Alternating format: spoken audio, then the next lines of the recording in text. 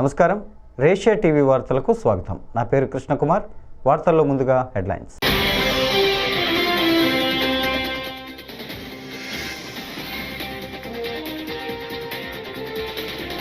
జగన్ ప్రతిపక్ష హోదాపై స్పీకర్ అయ్యన్న కీలక వ్యాఖ్యలు.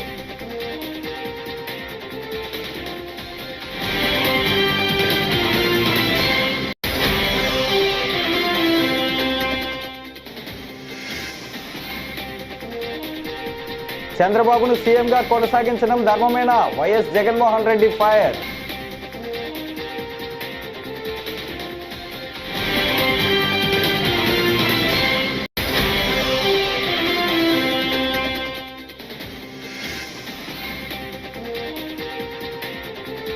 తల్లికి వందనంపై మంత్రి లోకేష్ కీలక ప్రకటన.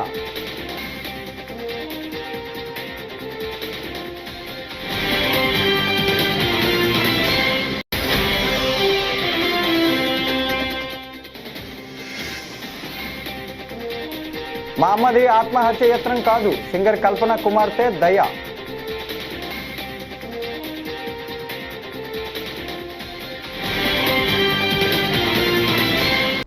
ఇక డీటెయిల్స్ చూస్తే, ప్రతిపక్ష హోదాపై నిరాధార ఆరోపణలతో వైకాపా ఎమ్మెల్యే జగన్ తప్పుడు ప్రకటనలు చేస్తున్నారని ఏపీ శాసనసభ స్పీకర్ అయ్యన్న పాత్రుడు అన్నారు. బుధవారం సభ ప్రారంభం కాగానే ఆయన మాట్లాడారు. సభలో 10% సీట్లు వస్తేనే ప్రతిపక్ష హోదా వస్తుందని స్పష్టం చేశారు. సీఎం హోదాలో నాడు జగన్ చంద్రబాబుకు ప్రతిపక్ష హోదా లేకుండా చేయగలనని చెప్పిన మాటలను గుర్తు చేశారు. దేవుడు తిరస్కరించిన వరాన్ని పూజారి నుంచి ఆశించడం తప్పు అని అయ్యన్న వ్యాఖ్యానించారు. అదే సమావేశంలో కావడానికి అవసరమైన క్వారం కనీసం సమానంగా ఉంటే సభలో మొత్తం సభ్యుల్లో 10 ఒక వంతు సంఖ్యాబలం తప్పక కలిగి ఉండాలి. ఈ చరిత్రాత్మక డైరెక్షన్ను పార్లమెంట్లో ఆంధ్రప్రదేశ్ శాసనసభతో సహా అన్ని రాష్ట్రాలు చట్టసభల్లోని పాటిస్తున్నారు. గతంలో ఆంధ్రప్రదేశ్ శాసనసభ స్పీకర్ కూడా ఇలాంటి డైరెక్షన్ నెంబర్ 56 జారీ చేశారు. ఈ డైరెక్షన్కు మూలాలు రాజ్యాంగం చూస్తే 103, 189(3) అధికారంలో ఉన్నాయి. చట్టసభల నిర్వహణ కనీసం 10 ఒక వంతు సభ్యులు హాజరును వారంగా ఈ అధికారంలో నిర్దేశించారు. ఆంధ్రప్రదేశ్ వేతనాల పింఛన్ చెల్లింపు అనర్హత తొలగింపు చట్టం 1953 ప్రకారంగా విచక్షణ అధికారాలు వినియోగించే సందర్భంలో స్పీకర్కు మార్గం చూపేది ఈ డైరెక్షనే. ఆంధ్రప్రదేశ్లో 1972-77 మధ్యకాలంలో 5వ శాసనసభను, 1994-99 మధ్యకాలంలో 10వ శాసనసభను ఏ ఒక్క ప్రతిపక్ష పార్టీకి ఎన్నికల్లో కనీసం 10% సీట్లు రాలేదు. కనుక ఎవరికీ ప్రతిపక్ష నాయకుడిగా గుర్తింపు దక్కలేదు. అలాగే 5, 7, 8, 16, 17వ లోక్సభలలోనూ 10% ఉత్తరాన్ని పాటించడంతో ప్రతిపక్ష నాయకుడిగా ఎవరూ పొందలేకపోయారు.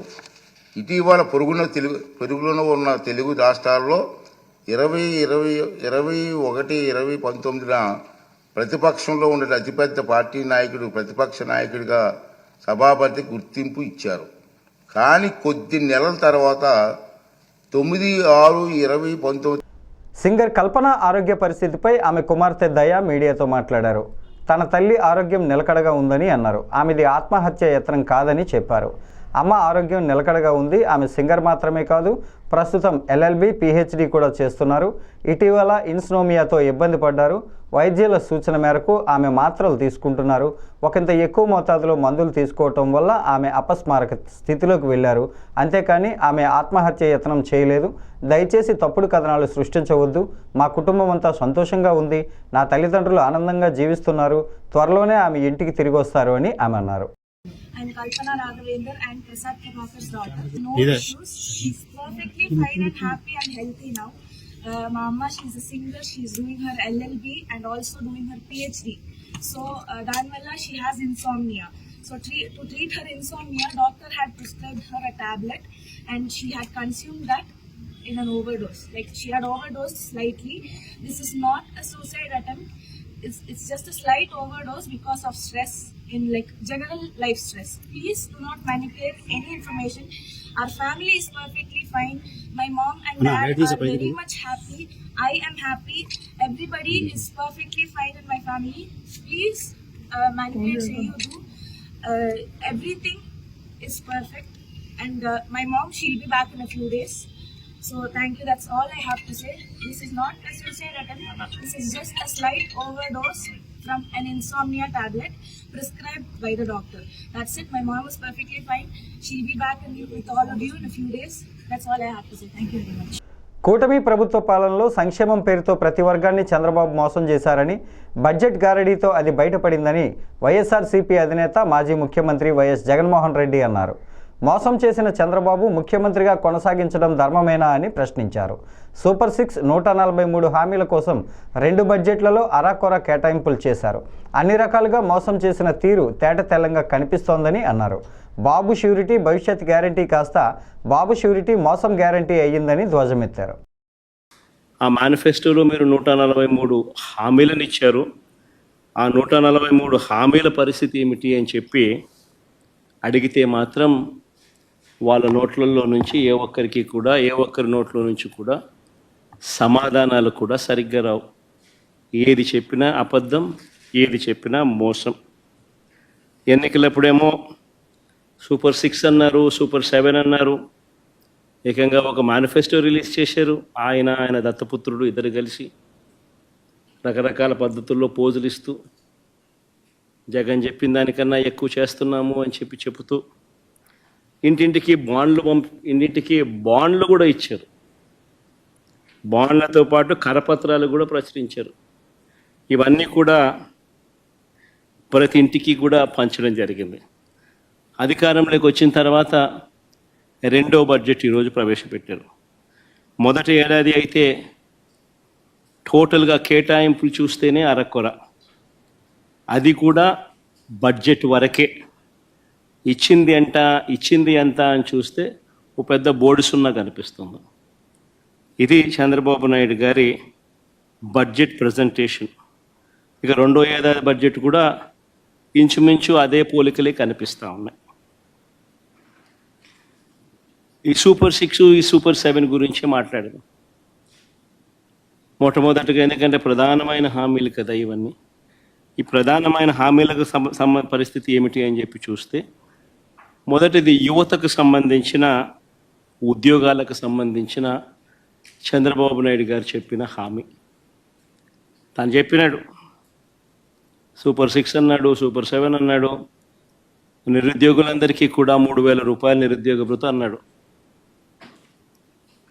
చంద్రబాబు నాయుడు ఇచ్చిన హామీ 20 లక్షల ఉద్యోగాలు వచ్చేదాకా 3,000 రూపాయల నిరుద్యోగ భృతి అని చెప్పి చెప్పుకొచ్చాడు. కూటమి ప్రభుత్వం ఎంతో ప్రతిష్టాత్మకంగా తీసుకువచ్చిన తల్లికి వందనం పథకం ఎప్పుడు అమల్లోకి వస్తుంది, ఎవరెవరికి స్కీమ్ వర్తిస్తుంది అనే దానిపై రాష్ట్ర విద్య, ఐటీ, ఎలక్ట్రానిక్స్ శాఖల మంత్రి నారా లోకేష్ క్లారిటీ ఇచ్చారు. ఏపీ శాసనసభలో తల్లికి వందనం పథకంపై మాట్లాడుతూ ఈ పథకాన్ని ప్రభుత్వం ప్రతిష్టాత్మకంగా తీసుకుందన్నారు. చదువుకునే బిడ్డలందరికీ తల్లికి వందనం వర్తిస్తుందని స్పష్టం చేశారు. తల్లికి వందనం పథకంపై శాసనసభలో వైసీపీ సభ్యులు పంపిన ప్రశ్నకు మంత్రి సమాధానమిచ్చారు. తల్లికి వందనం పథకానికి సంబంధించిన గైడ్లైన్స్ను త్వరలోనే ఇస్తామని చెప్పారు. తల్లికి వందనం పథకం ప్రభుత్వం ప్రవేశపెడుతుంది. దానికి గైడ్లైన్స్ త్వరలో ఫైనలైజ్ చేస్తాం జరుగుతుంది. 2వ ప్రశ్నకి సమాధానం, బడ్జెట్లో 9,407 కోట్ల రూపాయలు ఈ స్కీమ్కి అలొకేషన్ చేశాము. 3వ ప్రశ్నకి సమాధానం అవునండి. 4వ ప్రశ్నకి సమాధానం ఈ వివరాలు ఎనెక్షర్ 1లో పెడతాం జరిగింది. సబ్జెక్టులు ఎట్టిండి అవ్వలేదు. సో 2 మాటలు చెప్పచ్చు. చెప్పండి అధ్యక్ష, ఎన్నికల ముందల బాబు సూపర్ 6 అన్న మేనిఫెస్టో రూపొందించి ప్రజల్లోకి తీసుకెళ్తాం జరిగింది అధ్యక్ష. దాంట్లో భాగంగా ప్రధానమైంది తల్లికి వందనం. ఇది తెలుగుదేశం పార్టీ ప్రతిపక్షంలో ఉన్నప్పుడు ప్రజల దగ్గరికి వెళ్ళినప్పుడు కేవలం ఒక్క బిడ్డకే కాదు, ఇంట్లో ఎంతమంది బిడ్డలుంటే అంతమంది బిడ్డలకి ఆర్థిక సాయం చేస్తే బాగుంటుందని ప్రధానంగా కోరటం జరిగింది. అంతేకాకుండా అధ్యక్ష, ఒకసారి మనం చూస్తే భారతదేశంలోనే రీప్లేస్మెంట్ రేట్ కన్నా అతి తక్కువ ఉన్న రాష్ట్రం తమిళనాడు అయితే, దాని తర్వాత ఆంధ్ర రాష్ట్రం అధ్యక్ష. అందుకే పిల్లలకి అనేది ప్రోత్సహించాలి, పిల్లల చదువుకి ఆర్థిక సాయం చేయాలన్న ఆలోచనతో మన ప్రభుత్వం తల్లికి వందన కార్యక్రమం రూపొందించింది అధ్యక్ష. మనం ఒక్కసారి చూస్తే గత ప్రభుత్వం తల్లికి వందనం కింద సుమారుగా సంవత్సరానికి 5,540 కోట్ల రూపాయలు ఖర్చు పెట్టింది అధ్యక్ష సంవత్సరానికి. కానీ ఇప్పుడు మన ప్రభుత్వ అధ్యక్ష దాదాపు 9,407 కోట్ల రూపాయలు డబ్బులు కేటాయిస్తాం జరుగుతుంది అధ్యక్ష. ఇది 50% ఎక్కువ అధ్యక్ష. గత ప్రభుత్వంతో పోల్చితే 50% ఎక్కువ నిధులు మనం కేటాయిస్తాం జరుగుతుంది అధ్యక్ష. చాలా ప్రతిష్టాత్మకంగా తీసుకున్న కార్యక్రమం ఇది. ఇప్పుడే గౌరవ ముఖ్యమంత్రి గారు కూడా చాలా స్పష్టంగా చెప్పారు, మే మాసంలో తప్పనిసరిగా ఇంట్లో ఎంతమంది బిడ్డలు ఉంటే అంతమంది బిడ్డలకి 15,000 రూపాయలు మన ప్రభుత్వం అందిస్తుందని ప్రజలకి చెప్తున్నారు. వెంకటేష్, మహేష్ బాబు ప్రధాన పాత్రల్లో శ్రీకాంత్ అడ్డాల దర్శకత్వంలో తెరకెక్కిన సీతమ్మ వాకిట్లో సిరిమల్ల చెట్టు దిల్ రాజు నిర్మాతగా 2013లో విడుదలైన ఈ చిత్రం తెలుగు ప్రేక్షకులను విశేషంగా ఆకట్టుకున్న విషయం తెలిసిందే. సుమారు 12 ఏళ్ల తర్వాత మార్చి 7న ఇది రిలీజ్ కానుంది. ఈ నేపథ్యంలో దిల్ రాజు తాజాగా ప్రెస్ మీట్ నిర్వహించారు. సినిమా కోసం ఇప్పటికే 10 థియేటర్లు ఫుల్ అయ్యాయని తెలిపారు. మంచి కంటెంట్ ఉంటే థియేటర్లలో చూడటానికి ప్రేక్షకులు ఎప్పుడూ ముందుంటారని ఆయన అన్నారు. సినిమాలో సిరిమల్ల చెట్టు ఓటీటీలో ఉంది, ఆల్రెడీ చూసేశారు.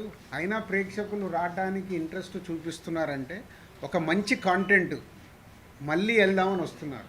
అలాగే మహేష్ బాబు గారు అభిమానులు కావచ్చు, వెంకటేష్ గారు అభిమానులు కావచ్చు, థియేటర్కి వెళ్ళి ఈ సినిమాని ఒక బ్రదర్స్ మధ్యలో ఉన్న మూమెంట్స్ని ఎంజాయ్ చేద్దామని ఇన్ని థియేటర్లు ఫుల్ చేశారంటే చాలా హ్యాపీగా ఉంది.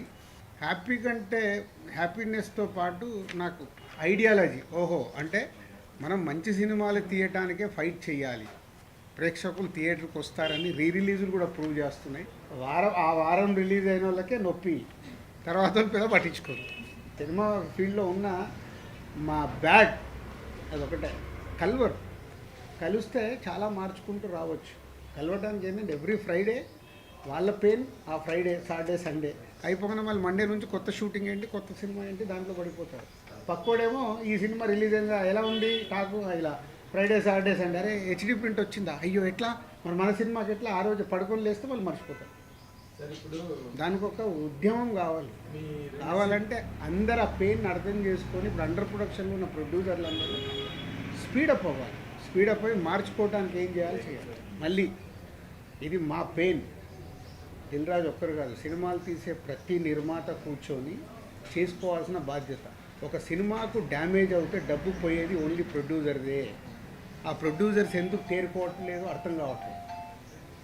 హీరోకి ఎఫెక్ట్ అవ్వదు, డైరెక్టర్కి ఎఫెక్ట్ అవ్వదు, సినిమా రిలీజ్ అయ్యాక వాళ్ళ రెమ్యునరేషన్లకు ఎఫెక్ట్ అవ్వదు, నెక్స్ట్ సినిమాలకు వెళ్ళిపోతారు. డ్యామేజ్ జరుగుతుంది ఓన్లీ ప్రొడ్యూసర్. కానీ ఆ ప్రొడ్యూసర్లు ఎందుకు మేలుకోరు అర్థం కాదు. వాళ్ళు కదా, వాళ్ళ డబ్బు కదా, వచ్చి కూర్చొని ఏం చేద్దాం. అండర్ ప్రొడక్షన్లో ఉన్న ఎమ్మెల్యే వేముల వీరేశం సైబర్ మోసం నుంచి త్రుట్లో బయటపడ్డారు.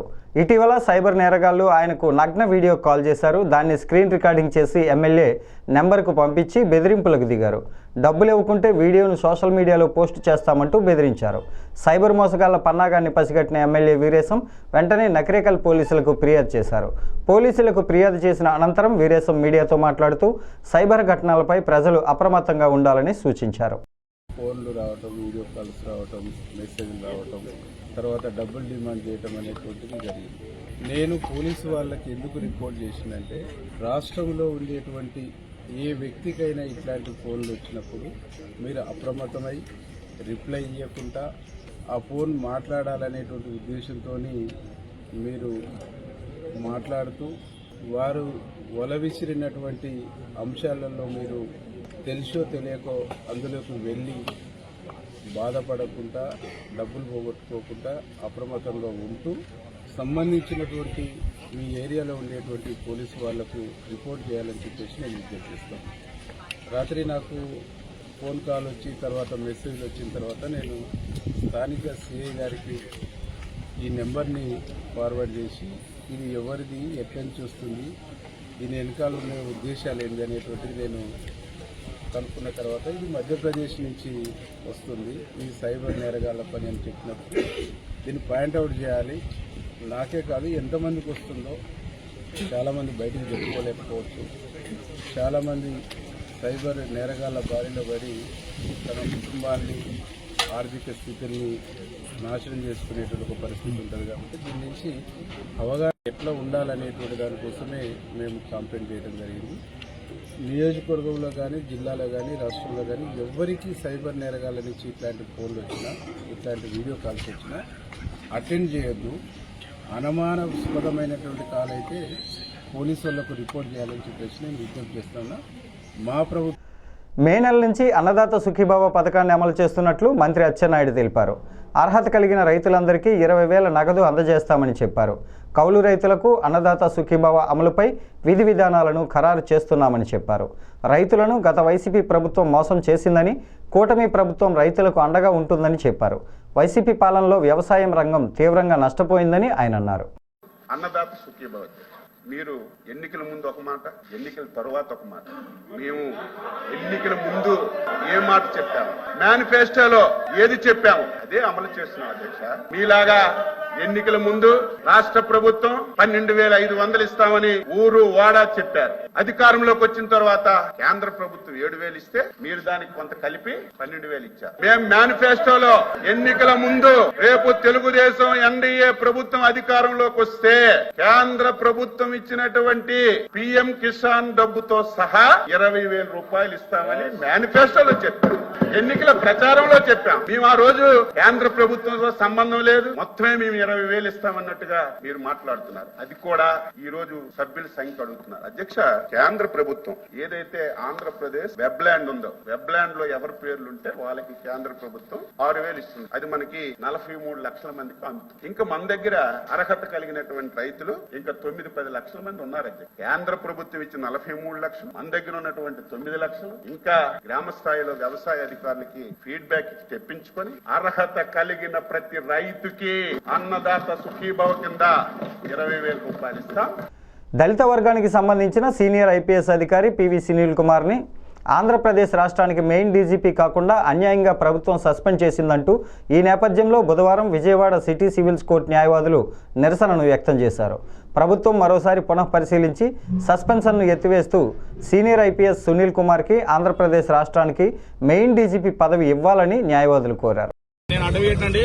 ఈ రోజు విజయవాడలోని సిటీ సివిల్ కోర్టు బయట ఈ రోజు నిరసన వ్యక్తం చేయడానికి ముఖ్య ఉద్దేశం ఏంటంటే, దళిత వర్గానికి, ఎస్సీ వర్గానికి సంబంధించిన సీనియర్ ఐపీఎస్ ఆఫీసర్ అయిన పివి సునీల్ కుమార్ గారు డీజీ క్యాడర్ అండి, డైరెక్టర్ ఆఫ్ పోలీస్ క్యాడర్.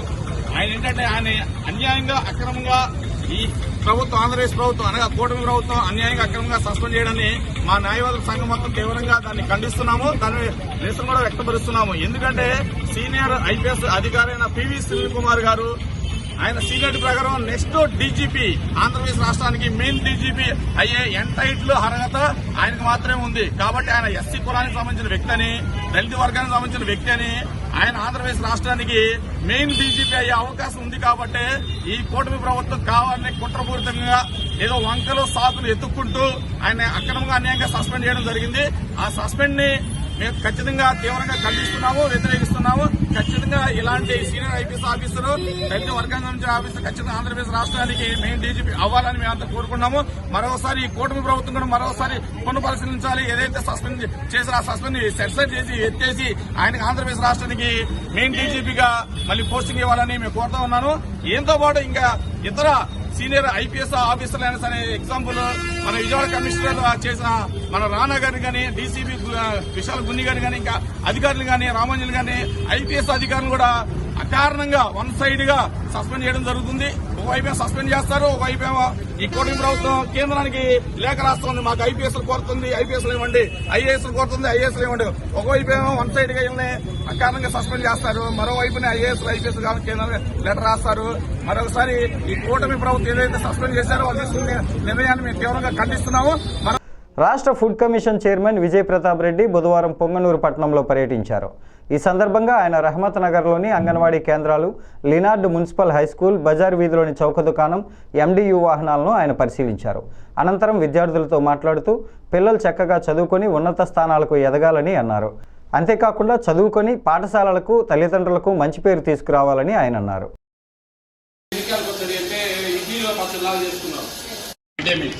అన్ని సక్రమంగా ఇస్తున్నారు లేదా అని తనిఖీలు చేస్తూ ఉంటాం. ఇక్కడ భోజనాలు బాగుంటాయి మీకు? అందరు హ్యాపీనా? ఎవరైనా క్యారియర్లు తెచ్చుకుంటారా? అందరు ఇక్కడ తింటారా? Very good.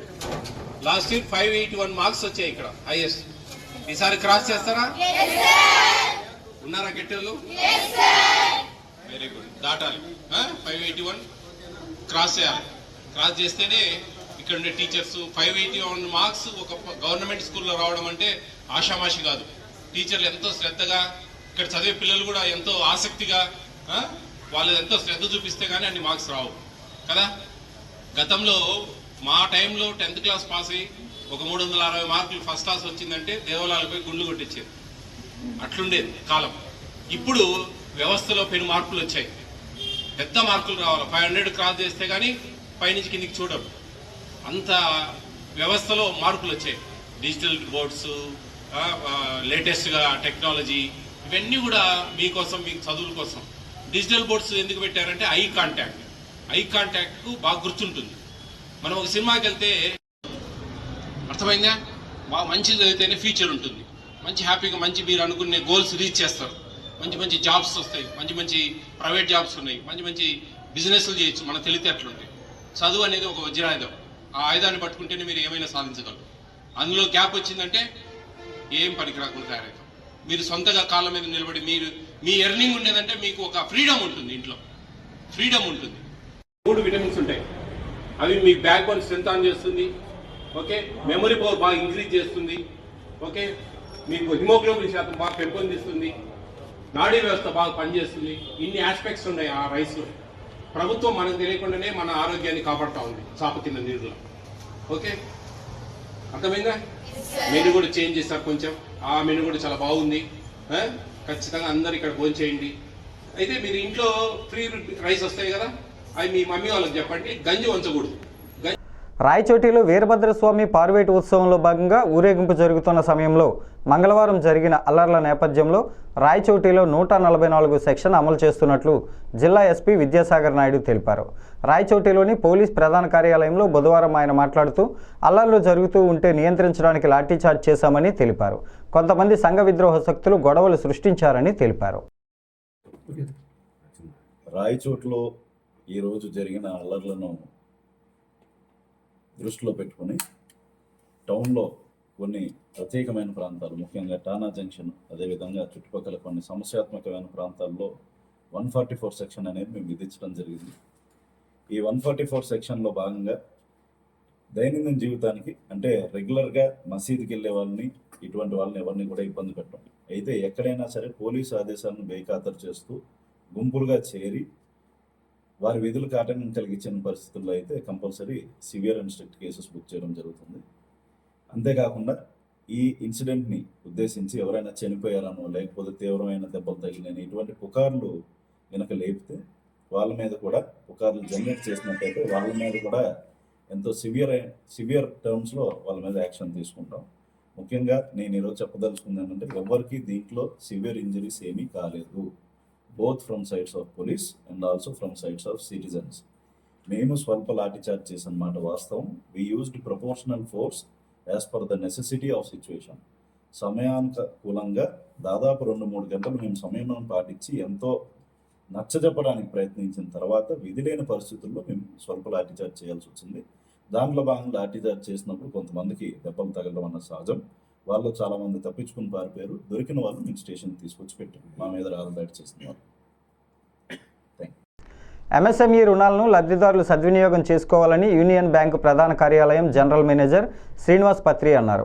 శ్రీకాకుళం నగరంలోని యూనియన్ బ్యాంక్ రీజియన్ ఆధ్వర్యంలో mega MSME out reach camp బుధవారం నిర్వహించారు. ఈ సందర్భంగా శ్రీనివాస్ పత్రి మాట్లాడుతూ ప్రతి ఒక్కరూ బ్యాంకు లోన్లపై అవగాహన పెంచుకోవాలన్నారు. ఎంఎస్ఎంఈ రుణాల ద్వారా దేశ ఆర్థిక అభివృద్ధికి తోడ్పడుతుందన్నారు.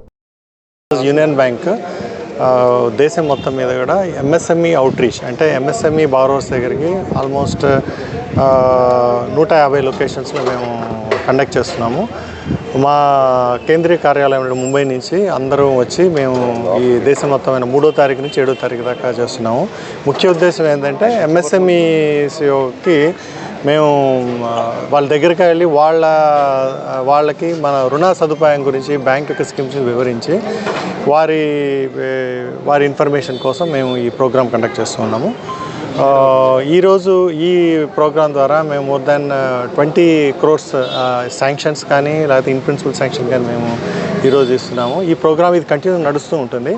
ఈ విధమైన ఈ ప్రోగ్రామ్స్ ద్వారా యూనియన్ బ్యాంక్ యొక్క స్కీమ్స్ ప్రజలకందరికీ తెలుస్తాయి. అండ్ పారిశ్రామికవేత్తలు మా యొక్క స్పెషలైజ్డ్ సెంటర్స్ ఉన్నాయి, ప్రాసెసింగ్ సెంటర్స్, ఎంఎస్ఎంఈ లోన్స్ కోసం ఎంఎస్ఎంఈ లోన్ పాయింట్ అంటారు. వారు ఓన్లీ ఎంఎస్ఎంఈ లోన్స్ వాళ్ళు ఇస్తూ ఉంటారు.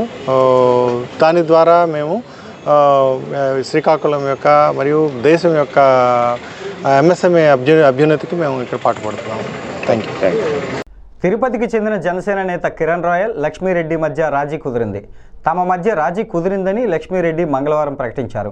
అయితే ఇక్కడే ఆమె చేసిన కామెంట్స్ సంచలనంగా మారాయి. తనను ఇద్దరు నేతలు కలిసి రాజకీయం చేయాలని భావించినట్లు ఆమె చెప్పారు. తిరుపతి కోర్టులో కిరణ్ రాయల్, లక్ష్మీరెడ్డి ఒకరిపై మరొకరు పెట్టుకున్న కేసులను ఉపసంహరించుకున్నారు. గత 20 రోజులకు పైగా సాగిన వివాదం ముగిసిందని ఆమె అన్నారు. ఇంతకుముందు ప్రెస్ మీట్లో నేను ఒక ఇష్యూ చెప్పాను. అదేమంటే జిల్లా అధ్యక్షులు అని చెప్పాను. నాకు ఇక్కడ యాక్చువల్గా ఏమంటే అధ్యక్షులకి జిల్లా నేతలకి ఆ వేరియేషన్ నాకు తెలియదు. అక్కడ ప్రెస్ మీట్లో నేను మాట్లాడుతున్నాగా వెంటనే అక్కడ ఎవరు జిల్లా అధ్యక్షులా అంటే వెంటనే నేను అవును అన్నాను. నాకు ఆ వేరియేషన్ అయితే తెలియదు. అక్కడ నేను జిల్లా అధ్యక్షులు కాదండి, జిల్లా నేతలు, 2 ప్రముఖ నేతలు వాళ్ళు వచ్చి నన్ను కలిసి తీసుకున్న వాస్తవం నిజం. అవి నేను అన్నీ కూడా ఆఫీస్కి అన్నిటికీ పంపించడం జరిగింది. కోర్టులో మా డీలింగ్స్ అయిపోయాయి. అలాగే ఈరోజు కిరణ్ రాయల్కి నాకు ఉన్న కేసు, ఈ లావాదేవీలు అన్నీ కూడా కోర్టులోనే పరిష్కారం జరిగిపోయాయి. ఈ వార్తలు ఇంతటితో సమాప్తం. నమస్కారం.